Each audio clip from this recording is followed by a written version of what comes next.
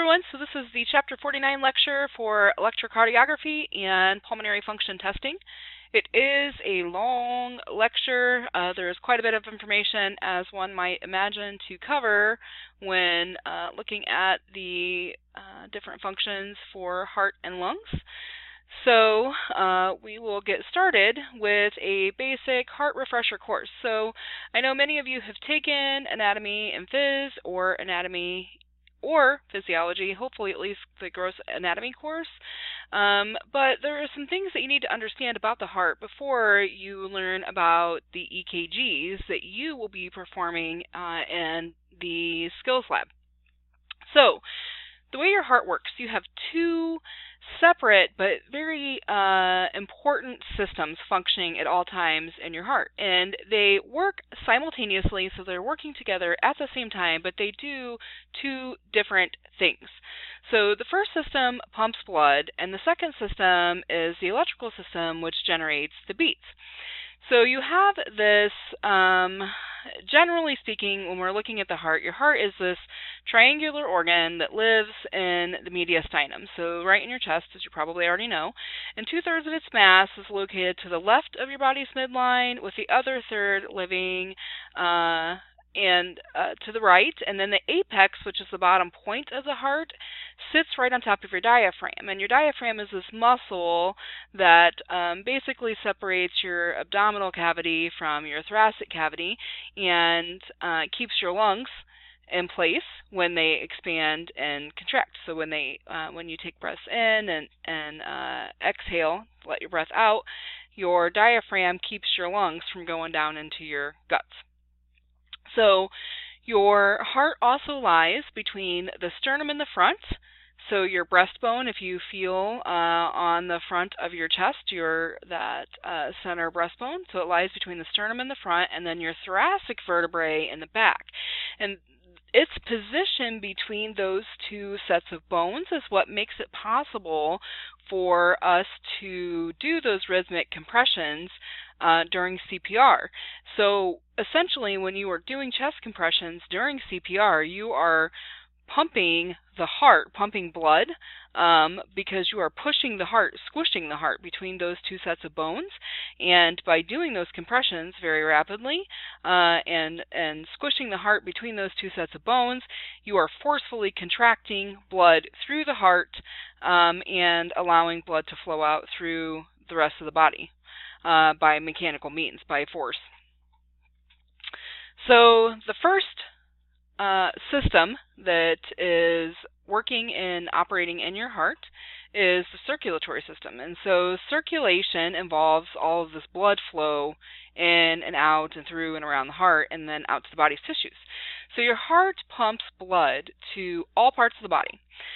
And there are two methods or two things happening. There's the contraction and the relaxation. So during contraction, the atria are going to be bringing blood into the heart. And the contraction phase is called systole or systole. And if you are listening to blood pressure sounds, that is commonly referred to as the lub sound. If you are listening to pulse sounds like an apical pulse and you hear the lub-dub, lub-dub, lub-dub of a heart sound, the lub part, or the first part of the pulse sound, is the contraction of the atria bringing blood into the heart.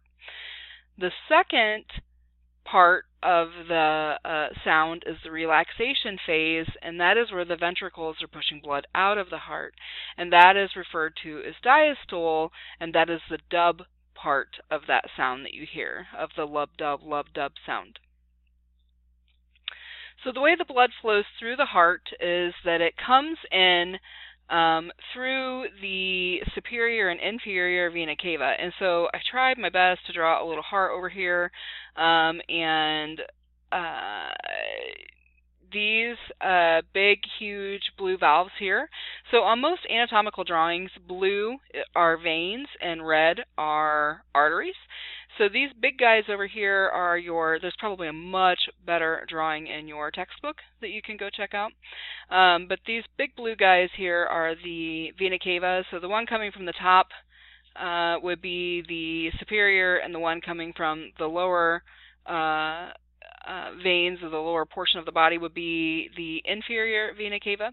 So you're going to be bringing deoxygenated blood, which is venous blood, into the heart from the superior and inferior vena cava, and it goes into the right atrium over here, and then let me see if I can blow this up for you. Then it goes in through the tricuspid valve here. It's called the tricuspid valve because it has 3 flaps, so tri is 3. And then it goes in and up through the pulmonary semilunar valve over here, and then out through the pulmonary arteries. So once it goes out through the pulmonary arteries, you have this whole gas exchange process that happens out in the lungs. It goes out to the over to the lungs, and it exchanges carbon dioxide for oxygen. So it goes out there, it gets rid of all of the carbon dioxide, it picks up oxygen, and then it comes back in through the pulmonary veins and goes in through the left atrium, down through the bicuspid valve, which has 2 flaps, which is why it's called bicuspid, and then goes through the left ventricle, and then the oxygen-rich blood is then pumped up through the aortic semilunar valve, and then up into the aorta, and then out to the rest of the body. So a couple of things to note. Almost always, veins carry deoxygenated blood, so the venous blood is deoxygenated, and so, and on, like I mentioned earlier, on the anatomical models, veins will be blue, and so venous blood flow will be blue, and arteries are red, and so anything that comes back in from the lungs will be arterial blood, and that is marked in red. There is one exception to that, where pulmonary arteries are blue and pulmonary veins are red. So the pulmonary artery carries out venous blood to the artery, and the pulmonary veins carry oxygenated blood, so arterial blood, back into the heart. So this is the only exception to that general rule. So that's kind of how the flow of blood goes, and that is the first system, which is the circulation of moving blood around to pick up and exchange gases and take blood, oxygenated blood, to and from the body tissues. So the thing is that your heart's circulatory system has to be functioning in order for its electrical system to be functioning. So if this isn't working right, then the heartbeats aren't going to work right, and that means that the electrical system isn't going to do what it's supposed to do either. So even though they're 2 separate systems, they have to work in tandem in order to function properly. So let me move down to page 2. Oops, sorry, I scrolled too fast. So page 2 is the conduction system. And so with the conduction system, we have a whole nother set of what do I want to call these? Structures, that's what they're called.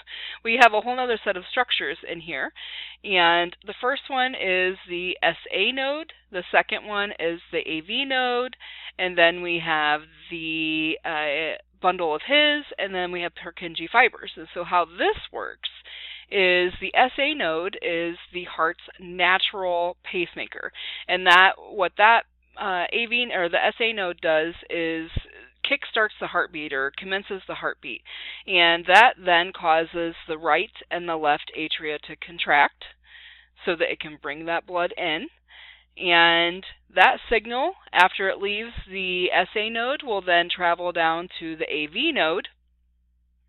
After it leaves the AV node, it will go over to the bundle of His, and from the bundle of His, it then splits into the right and left bundle branches, which then carry out those impulses to the Purkinje fibers. So once it hits the Purkinje fibers, those Purkinje fibers spread across both the right and left ventricles, which causes those ventricles to contract. And those ventricles contracting is what pumps blood out through the aorta and up to the rest of takes the oxygenated blood out to the rest of the tissues. So you have to know that without this system working, blood would not flow through the heart for circulation either. So it's very important that these two systems are both functioning well in order for the heart to function at all. So heart block is one condition that you should be aware of, and that is the condition where the conduction of impulses is blocked. If a patient has complete heart block, that means that they likely have an impaired AV node conduction, or they are producing complete dissociation of P waves from QRS complexes. So this can be treated oftentimes by implanting an artificial pacemaker. And so what that means is their SA node isn't doing what it's supposed to be doing. It's not naturally commencing this heartbeat or this signal, sending it out so that it can kickstart this whole electrical impulse phase or electrical impulse generation. And so we have to put in an artificial pacemaker into that SA node so that it will happen, so that each of these heartbeats starts, because the heart's natural pacemaker isn't doing what it's supposed to do.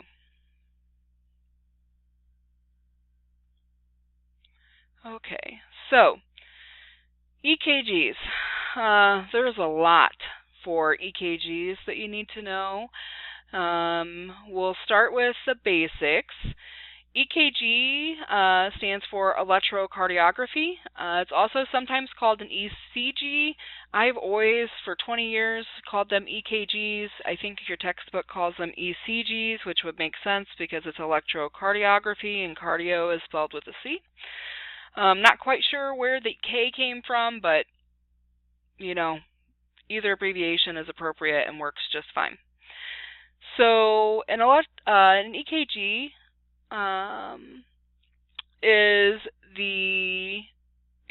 electrocardiography works around the specialized conduction system and structures. You have the specialized conduction system and structures that generate and transmit these tiny little electrical impulses that result in the contraction of the heart that we just talked about. And then these tiny impulses can be picked up on the skin and then transformed into these visible tracings by an electrocardiograph. So you need to understand that electrocardiography is the study of these tracings, and then electrocardiograph is the tracing itself. The electrocardiogram is the printed record of the tracing. So actually I need to change that. I should put electrocardiogram in here too. So the electrocardiogram is the printed record. So the visible, which I did put right here, I didn't read far enough down. The visible tracing of these signals is the EKG itself, which is the electrocardiogram. Okay, so we're going to go over here to conduction, and there's some things you should know about conduction. I'm going to scroll down here just a little bit. Polarity means that something has two separate poles, a positive pole and a negative pole, kind of like a battery. You know how a battery has a positive end and a negative end? So a battery has polarity. You will hear a lot throughout this lecture about depolarization and repolarization and negative and positive poles, because that's what the fundamental principles behind electrocardiography are. So depolarization occurs when the cardiac cell loses its polarity. This is a natural thing. It happens when an electrical impulse initiates a chain reaction that results in contraction. Depolarization starts at the SA node and then it flows out to the ventricles. So it's important to remember that. The depolarization starts at the SA node and it goes all the way out to the ventricles.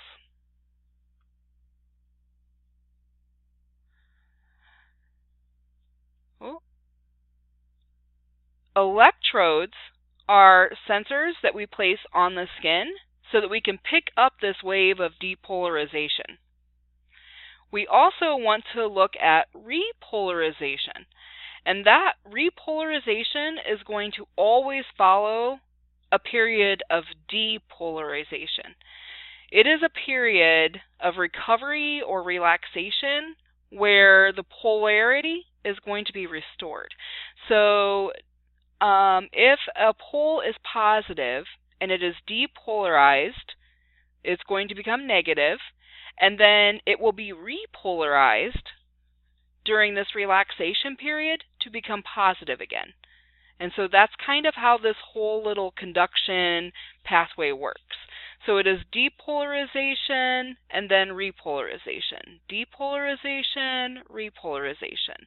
So it's contraction, relaxation, contraction, relaxation, contraction, relaxation. So each of these sequences of contraction and relaxation is called a cardiac cycle. Now I'm going to, let me see if I can get this down here without flipping the page. Nope. Okay. Okay, so it's going to be kind of hard to see down here at the bottom, but we'll do our best. So with this cardiac cycle, each of these relaxation and contraction phases, or contraction and relaxation as it is, sequences is a complete heartbeat, and that is your cardiac cycle. And during each of those cycles, the atria contract first, and then they relax, and the ventricles contract. And the contraction phase is systole, so that's the top number of your blood pressure, and the relaxation phase is diastole, and that is the bottom number of your blood pressure reading. So to give you kind of an idea and tie all that together to what you have already learned, that is where the cardiac cycle and all of these things kind of come together. All right, so I'm going to move this back up here. So if you've ever seen an EKG tracing, and I put a little clip of one in here that I took out of an EKG that I did some time ago. Whoop. Sorry about that. You're probably looking at all those little squiggly lines and wondering, what do those even mean? So there's some basic fundamental things that you should know about an EKG pattern. Each of those recordings is made of a series of peaks and valleys, and those peaks and valleys are called waves or deflections. Most oftentimes they're called deflections. Sometimes people will call them waves, but you should probably get used to calling them deflections because that's probably what you'll hear more often. Okay, so each of those little deflections are named and they are labeled. And they are P, Q, R, S, T, and U. And each of those letters represents a specific part of the pattern. So we have the P wave, which represents depolarization of the atria. So that is where the atria are contracting. We have the QRS complex, which is depolarization of the ventricles. So that's where the ventricles are contracting. We have the T wave, which is repolarization of the ventricles. So that means that the ventricles are relaxing right there. And then we have the U wave. And so the U wave is this funky little thing. It's not always seen on a tracing. Its origin is really kind of unknown.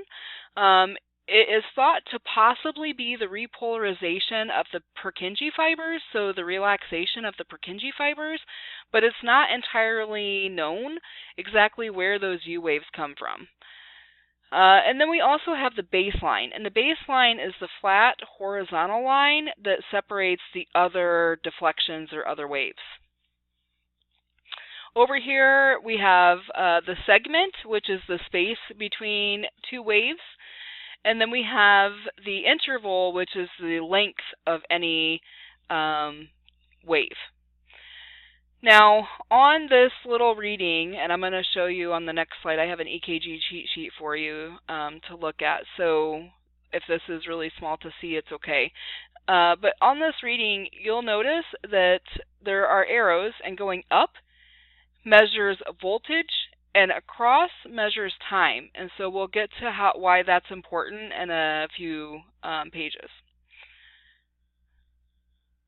So there are some pictures here that I found from a lecture that I used to use that I really like, and I can see if I can make these bigger for you. Oh, here we go.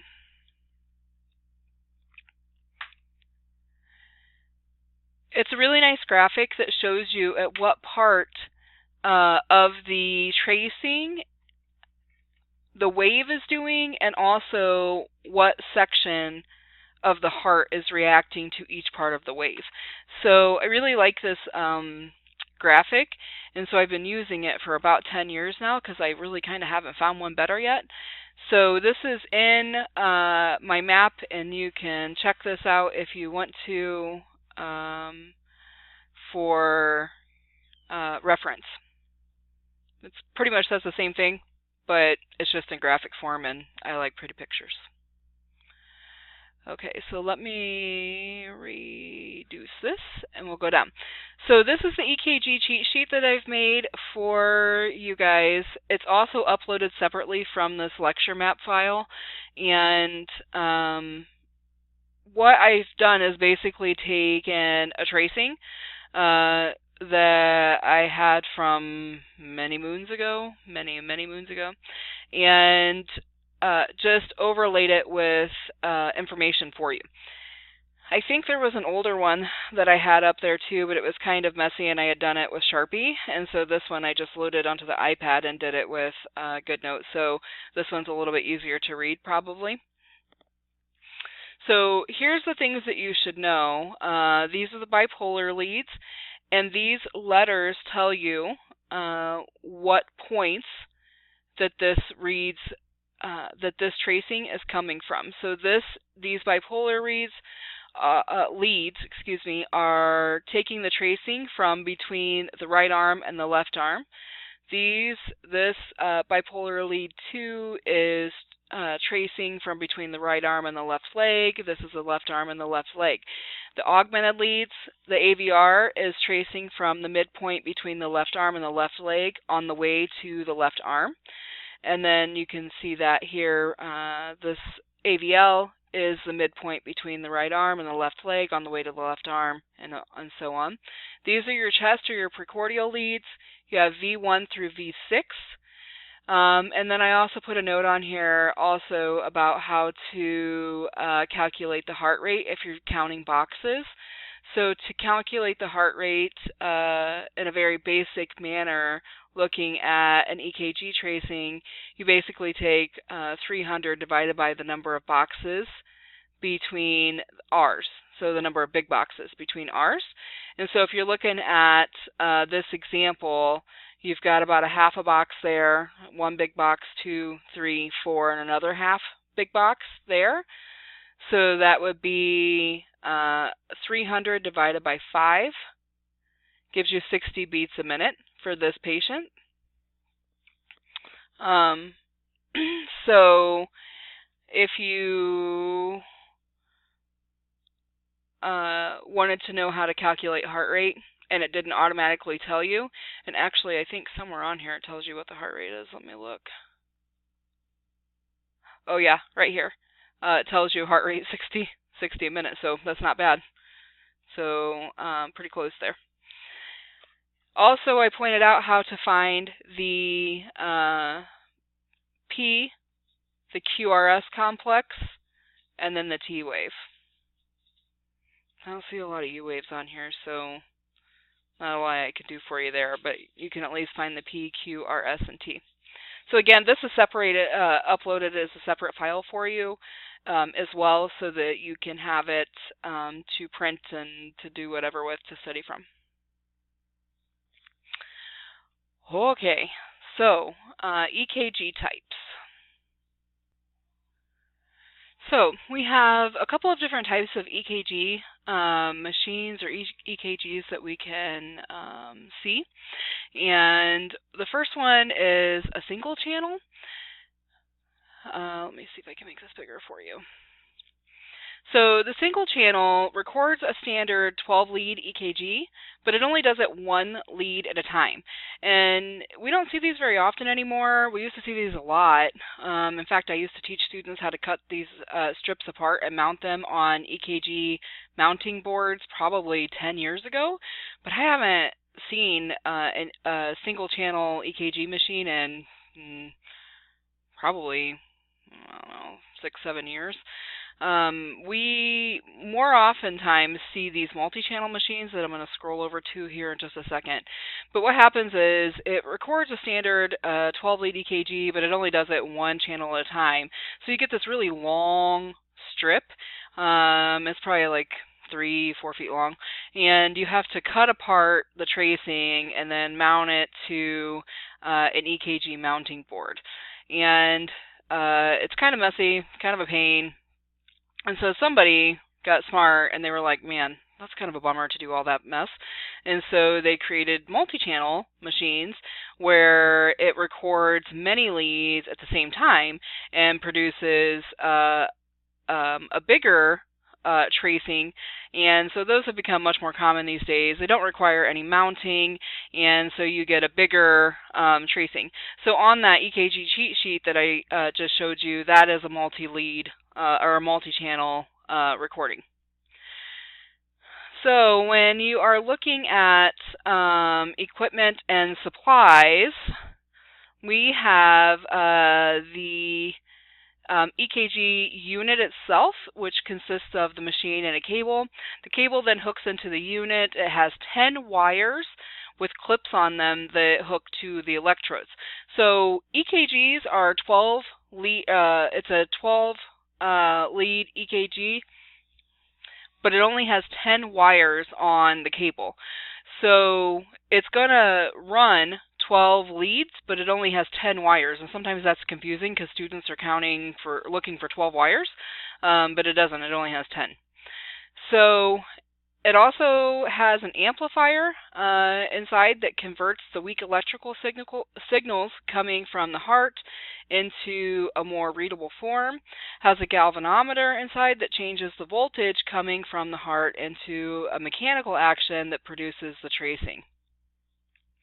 When you're looking at the EKG paper, the small squares represent 0.04 seconds, and then the large squares represent 0.2 seconds. So when I was showing you that little snippet of a box, I was telling you that the bottom going horizontally measures time and going vertically measures voltage, and so that's what this means. So those small squares measure 0.04 seconds of time, and the large squares measure 0.2 seconds of time. The vertical lines measure the amplitude, or how high those complexes deflect in voltage. So the last little tidbit on this page is electrodes. Most of the electrodes are disposable, and they are self-adhesive pads that are made of conductive material that contains an electrolyte solution. So they're these sticky little things, and they have a little tab on the bottom that the lead wires clamp to. They are placed on the skin at various locations to detect electrical impulses produced by the heart. And so the impulses are then transmitted through the lead wires that are attached to them to the EKG machine to produce this tracing. So when you are looking at care and maintenance of this equipment, of the EKG machine and of the lead wires and so on, you want to make sure that you're wiping those leads down often. They do touch patients, usually bare skin. And you also want to make sure that you are never actually directly spraying the unit with liquid. Just get like a towel or a wet wipe or something, like a cavi wipe or a Clorox wipe, and sanitize the unit that way, but don't ever actually spray liquid directly onto the unit or the harness or the cable or the wires or anything, because it is electrical equipment and as we all know, liquid and electrical equipment together, bad idea. All right, so that is page 4. Page 5,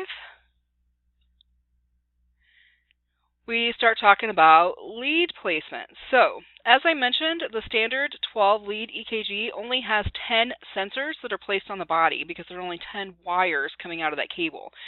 Each of those leads transmits impulses coming from the heart at a different angle.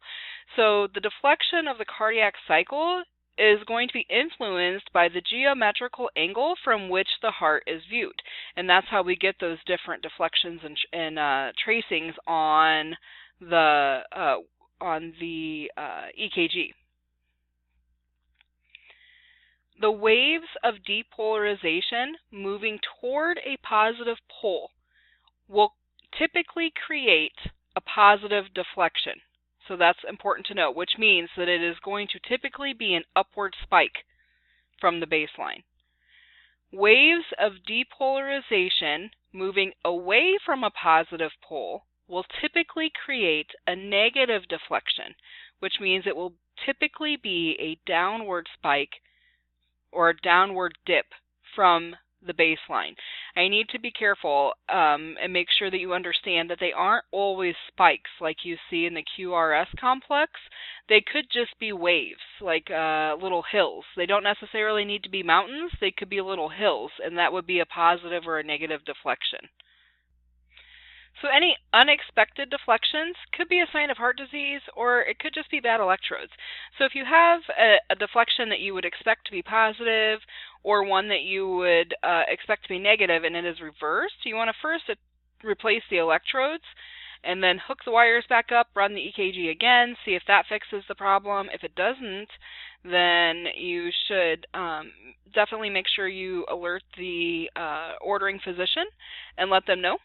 And that way they can check into it and be aware and make sure that there's not any possible heart disease underlying there. Okay, let me go down here. So we are going to start with the AVR, AVL, and AVF leads. So we have, let me see if I can blow this up here. AVR records the difference in voltage between the right arm, which is a positive pole, and the midpoint between the left arm and the left leg, which is a negative reference point. The AVL, as the left arm, records the difference in voltage between the left arm, which is a positive pole, and the midpoint between the right arm and the left leg, which is the negative reference point. For the AVF, it is the left leg, which records the difference in voltage between the left leg, which is the positive pole, and the midpoint between the right arm and the left arm, which is the negative reference point. So again, I'm a girl who likes pretty pictures, so I put this nice graphic that I've been using and recycling for like 10 years over here because it does a good job of showing you where those leads are placed and what it looks like on the actual tracing. So this actually works for both the limb leads up here and then also these augmented leads over here as well. So for the augmented leads, it is this set down here, and for the limb leads up here, it is these lead 1, 2, 3 down here. So when you are looking at it, we're telling you that the AVR is recording the difference in voltage between the right arm and the midpoint between the left arm and the left leg. So here's the right arm, and it's looking at the midpoint between the left arm and the left leg. So it's going from here to here, and that's what it's going to look like on the tracing. And so again, you can just check out this little graphic if you want to, just to kind of give you a visualization of what that looks like, both on a person and on a tracing. All right, so the next set of leads to know about are the limb leads. And the limb leads are lead 1, 2, and 3 in Roman numerals. And so you have lead 1, which records the difference in voltage between the right arm, which is a negative pole, and the left arm, which is a positive pole.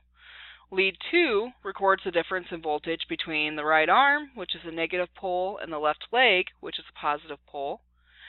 Lead 3 records the difference in voltage between the left arm, which is a negative pole, and the left leg, which is a positive pole. So if you're wondering what happened to the right leg, because we talk about the right arm and the left arm and the left leg a lot, if you're wondering what happened to the right leg is used as a reference point or a ground wire and is not part of the recording. So nothing really happens with the right leg, it's just kind of a reference point. So just a little helpful hint when you are placing lead wires on the patient. Most of the time the lead wires have colors on them, and the right arm is almost always white, the left arm is almost always black, right leg is green, and the left leg is red. And so the way that I have always remembered, if they aren't labeled R-A-L-A-R-L and L-L, is the old adage is clouds over grass and smoke over fire. So there's a little fun way to remember how your wires go. Back in the day, they were just color-coded and they weren't labeled. R-A-L-A-R-L and L-L. Most of them are now. Ours are, so you shouldn't have any problem knowing which wires go to which limb. But if you are ever using a machine where it's only colors and you have to figure out where the white, black, green, and red ones go, then just remember that the saying is clouds over grass and smoke over fire. So the right arm goes over the right leg, and the left arm, which is the smoke, goes over black, goes over red, which is the fire, the left leg. Okay. The chest and precordial leads. So chest leads are sometimes also called precordial leads, and here is a picture to show you where the placement goes for them. You also have that video posted up in Canvas for you, showing you how to put them on. And the chest leads are the last 6 leads of the standard EKG. They are unipolar, which means they don't have the negative and positive pole, they only have one. They are designated as V1 through V6. And here's the thing with putting these leads on that is different than the rest of the leads. The rest of the leads, I mean, they're important, but the leads, these V1 through V6 leads, their placement is crucial. So it is very, very important that you put these leads on in the right spots. These leads record electrical activity from midpoint within the heart to one of 6 positions on the chest wall. So you have 1, 2, 3, 4, 5, 6.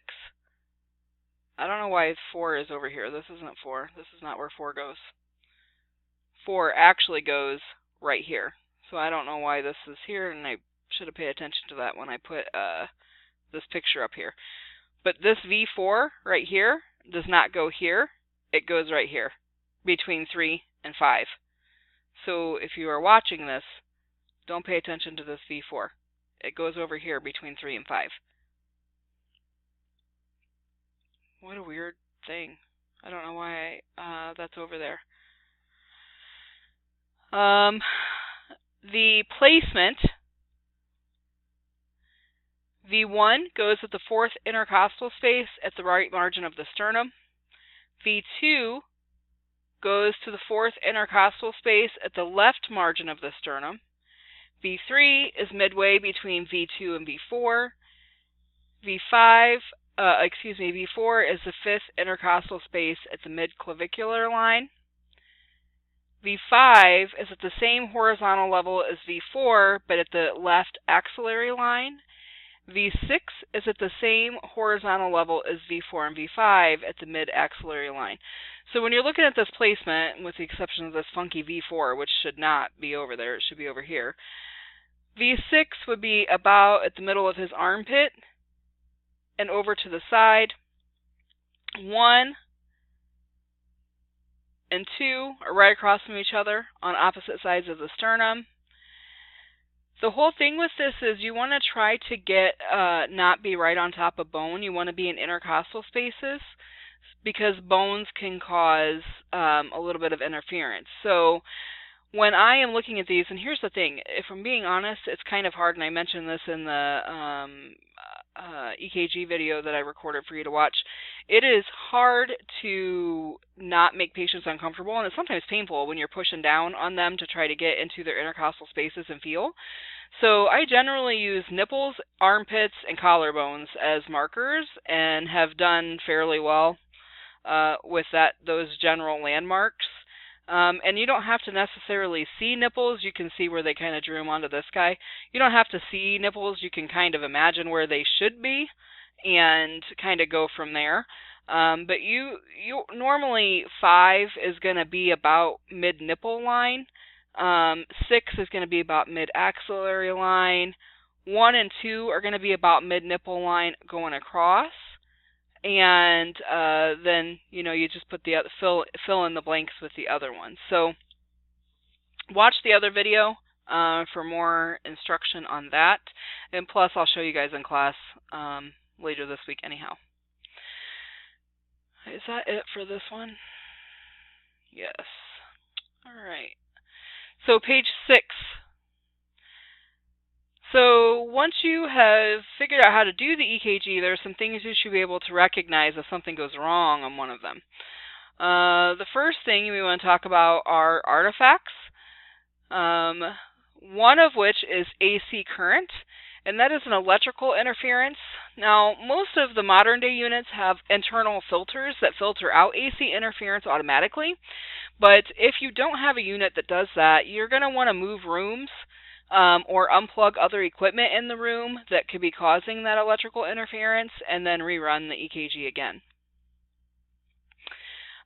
AC current could also be caused by crossed lead wires or lead wires that aren't aligned properly with the body, and again, that's usually filtered out in most units these days, but it's worth checking if you're getting that kind of error.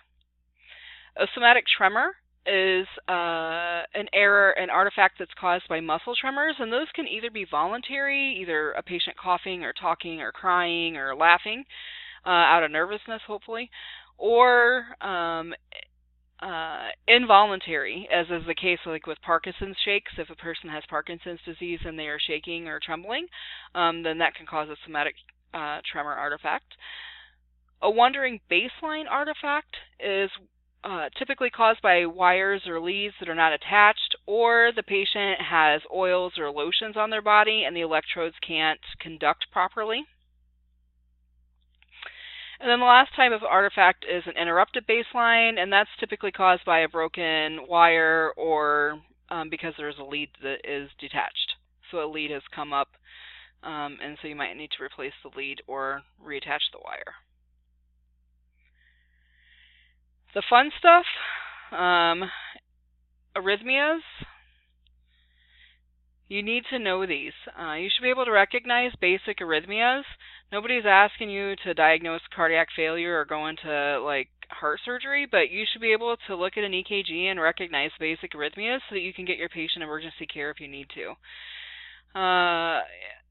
We hope that all patients have something called a normal sinus rhythm, which is an EKG that falls within normal limits.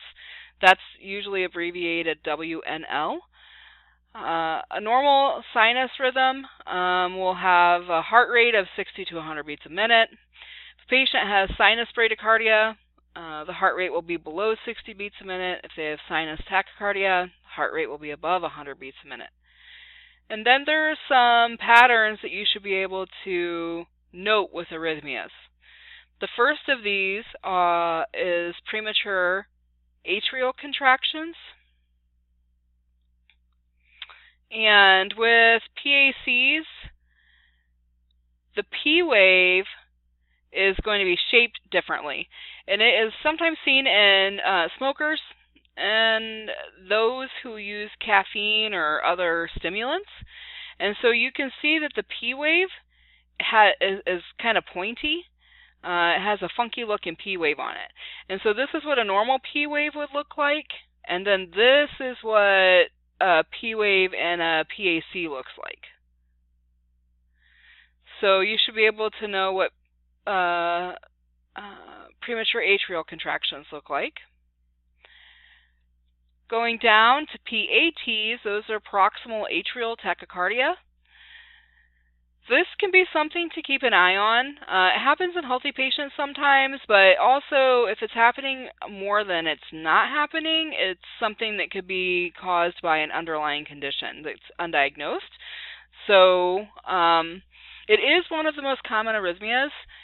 What happens is it's a sudden onslaught of a heart rate that ranges from 160 to 250 beats a minute. It only lasts a couple of seconds, and then the patient's heart rate goes back to their normal pre-PAT rate, and then it's like, not much happened. So, but when this tracing shows up, it's kind of freaky.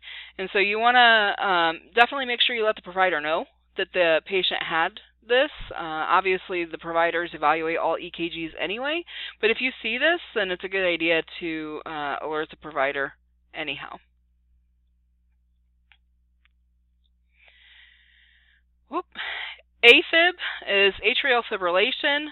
It is rapid, incomplete contractions of the heart of 400 to 500 beats per minute. The P waves are small. You can't differentiate them. Like if you're looking at this, I can't even tell you where the P waves are on here. It's hard. I mean, you might be able to make out kind of a P wave right here, but it's hard telling where the P waves are on here. Atrial fibrillation can occur in healthy people. It can also occur in those with rheumatic heart disease, with mitral valve damage or diseases, and those with coronary artery disease. So it's pretty wide-ranging, the group of people that can have AFib. AFib is bad. So if you see this, you need to get your patient care, like right away. This is not good.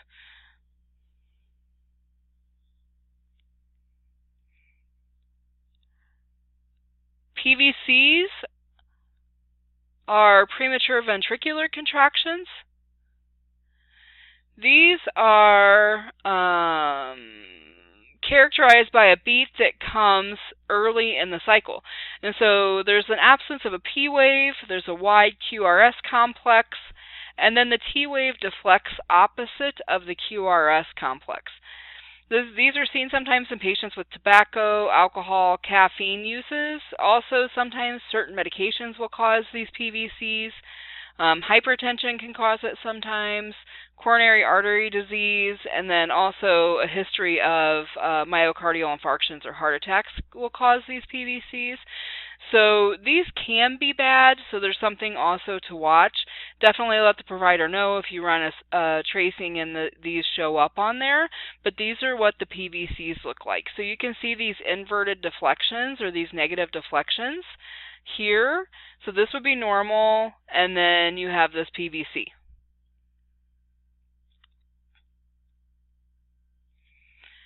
Okay, we got a couple more of these, so let me go back over here. And more arrhythmias. You have VTach, which is ventricular tachycardia. This is also really bad. VTach is 3 or more PVCs that occur in a row with a rate of about 150 to 250 beats per minute. You have indistinguishable P waves. The QRS complex is very wide and distorted. This happens in patients with both acute and chronic heart disease, coronary artery diseases, and myocardial infarctions, so heart attacks. This is bad. You want to make sure that you get emergent care if you see a patient with VTach. Those are not good. For Vfib, which is ventricular fibrillation, this is really bad. This is fatal if it's not corrected. The patient typically has to be defibrillated. This is the most serious of the arrhythmias. It can cause sudden death if it's not corrected. It is uncoordinated beats during which the ventricles are quivering, and because the ventricles are quivering, there is no blood being pumped to the body's tissues. So that is a bad day for that patient. It is very common in heart attacks, which is myocardial infarctions, and in cardiac disease patients. So this, bad news. And the patient will be displaying all kinds of other symptoms on top of this tracing, but this requires defibrillation immediately in order to attempt to save the patient's life. So if you wonder what defibrillation is, it is essentially stopping fibrillation of the heart by physical means or by the use of drugs. A defibrillator is used to apply countershocks to the heart to convert the heart back to normal sinus rhythm, and that process is something called cardioversion.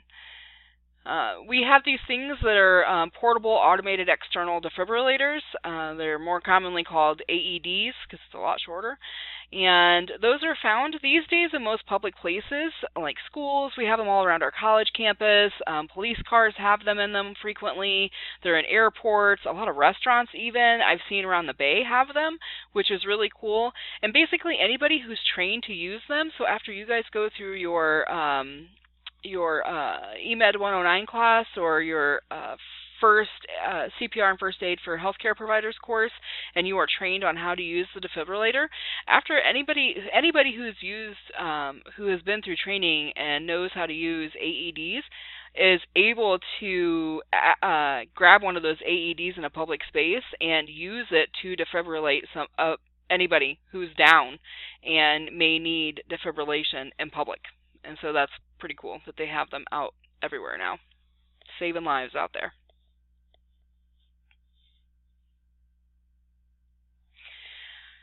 Okay, the last of the cardio stuff involves stress testing.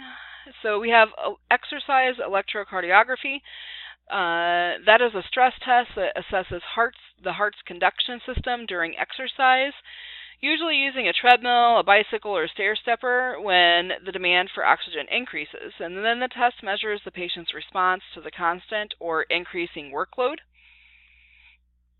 Sometimes they use dobutamine, which is a drug, to increase the stress on the heart and then measure response as well.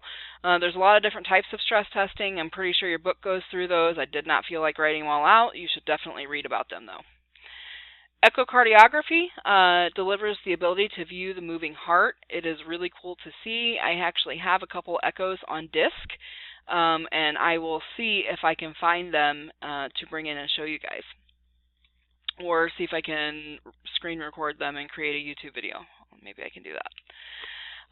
There are a couple of different types of echoes. I think your book lists those. Definitely read through that as well. Most of them are done while the patient is awake, but there is one. It's a transesophageal echocardiogram that is that does require sedation, so the patient has to be put under. So just remember that most of them are let you be awake, and but there is that one where the patient has to be sedated. So there are most of the time 4 limb leads attached, and then a transducer is used to do an ultrasound on the heart, which is how you get to be able to see the heart moving and the blood flow through the heart. So they are really cool, and like I said, I'll try to locate the discs that I have with those echoes from my son on them and upload that video for you, or bring it into class one day and show y'all how that works. And then lastly, for cardio, we have Holter monitors. And Holter monitors are portable ambulatory heart monitoring devices that are used to diagnose cardiac arrhythmias. And so they come into the office, we hook them up, and give them all of the patient education. And then the patients wear them for 24 hours. We put 4 to 5 electrodes on the chest. There are no limb leads, and there are less chest leads than there are with a standard EKG. So you need to make sure that you're reading the book because the lead placement is different for a Holter monitor than it is for a standard 12-lead EKG. We educate the patient and we make sure we let them know that they have to keep a journal of activity and also of emotional activity. So like if they're upset, stressed out, sad, happy, anything like that, all that goes into their journal for the entire 24-hour monitoring period. We let them know that they can't come into contact with water, so they can't shower until the unit's removed. They should avoid magnets and things like that as well. And then they come in 24 hours later into the office, and then you or whoever is in the office will take the unit off in office 24 hours later.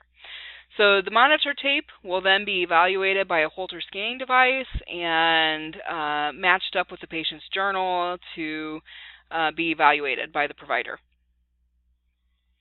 So our role in that for medical assistants is to do patient instruction and teaching, as well as place the leads and set everything up for them, and then remove it when they come back in the next day.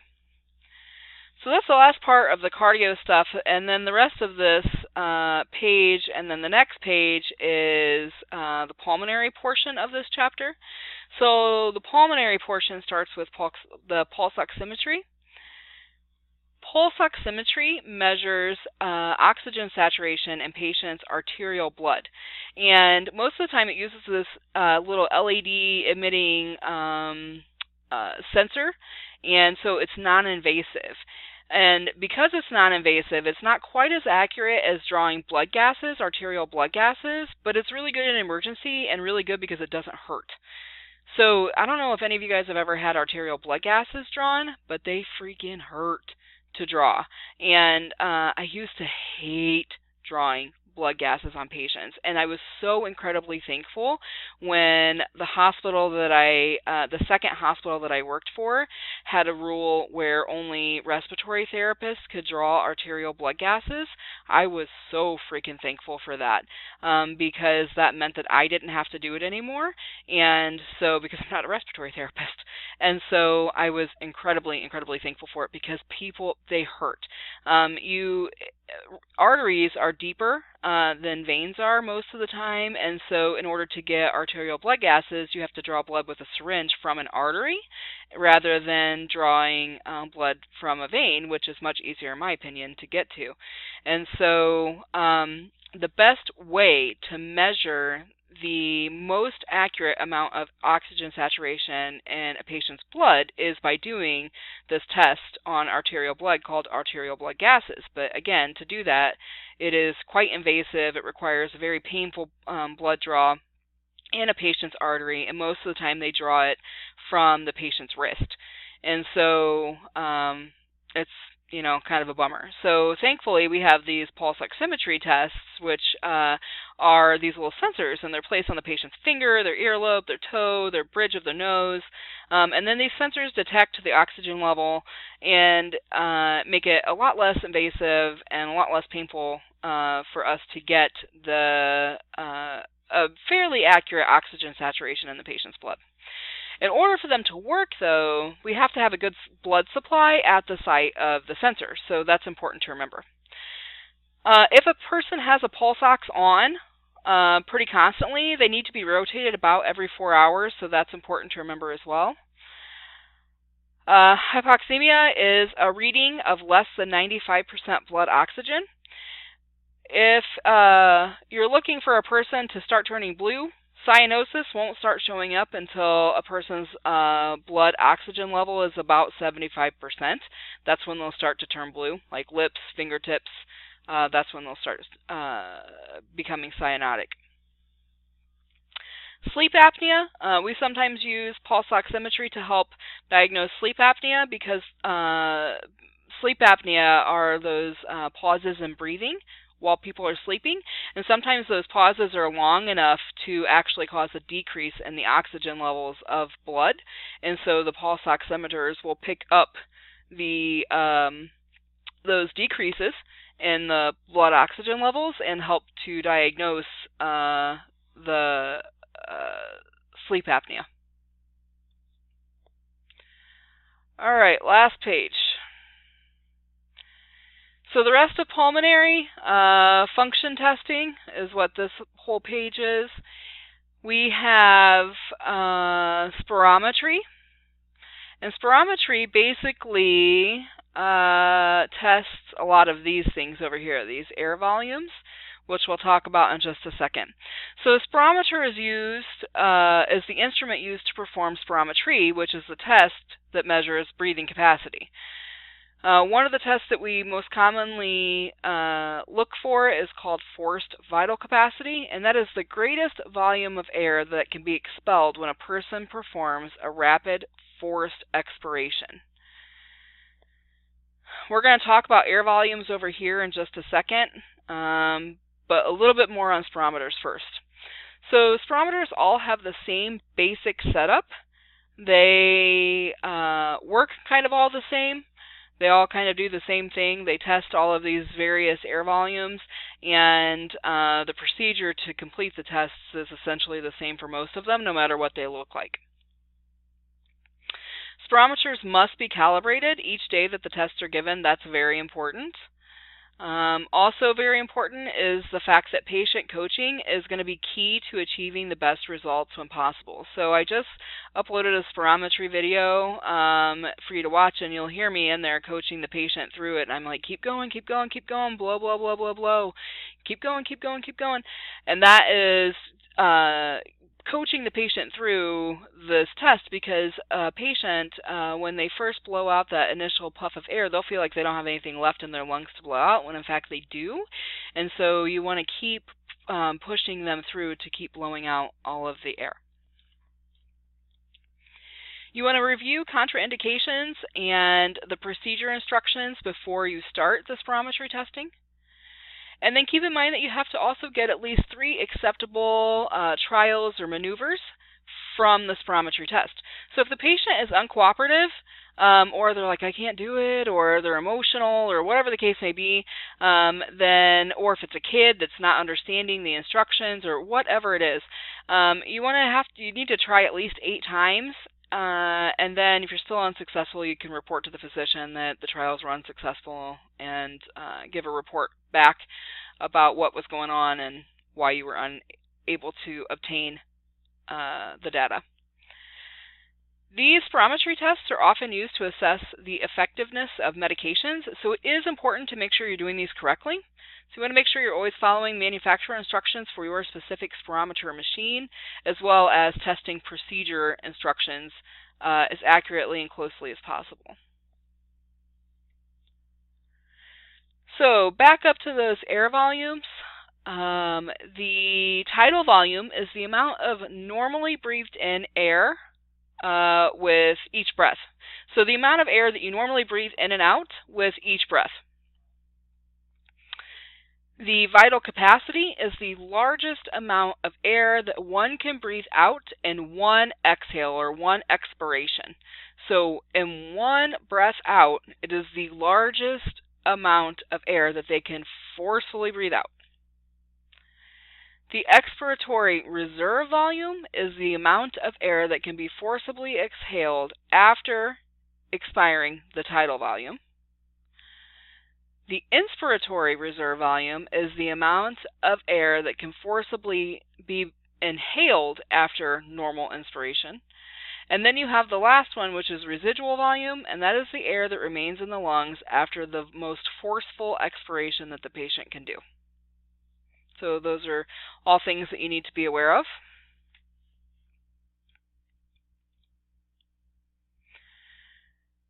The peak flow testing is another type of pulmonary function testing. Peak flow expiratory rate tests the amount of air that can be quickly forced from the lungs. So they are quick, short, forceful puffs. The peak flow meter is small, it's handheld most of the time, and sometimes asthmatic patients will be prescribed to have them at home to monitor their breathing and then record results frequently. The PEFR, so that peak flow expiratory rate, varies throughout the day, so it is important for us as we are doing these, and also to teach patients to record times of testing. So the outcomes for both of these types of tests, spirometers and peak flow testing, a normal PFT will be 85% or higher of the predicted value. A PFT with mild disease indicated will be 65 to 84% of the predictive value. Moderate disease will be 50 to 64%. Severe disease will be 50% of the predictive value. For peak flow testing, the green level would be 80% or better of the patient's personal best. That means that they're usually well controlled with their asthma and they don't need any treatment. The yellow level would be 50 to 79%. I think your book might say 80%, but 50 to 79 or 80% would be that the patient probably needs quick relief medication, so like a rescue inhaler would be appropriate there. And if it is less than 50%, that is red level, and that means that the patient needs emergency care. So those are the levels for peak flow testing outcomes that you also need to make sure you are definitely aware of. All right, so I think that is it for this very long lecture. And I just want to make sure I didn't miss anything else. Yep, I think we are good. There is a lot of content in this lecture, and I did not lecture everything on this map that is in your book, so you definitely need to make sure that you're going through your Learn Smart chapter reading and doing your homework and making your own maps and lecture notes and doing what you need to do so that you are covering everything, because this stuff is important to know when you go out to your sites next year. So if you have any questions, let me know. Otherwise, I will see you guys in class.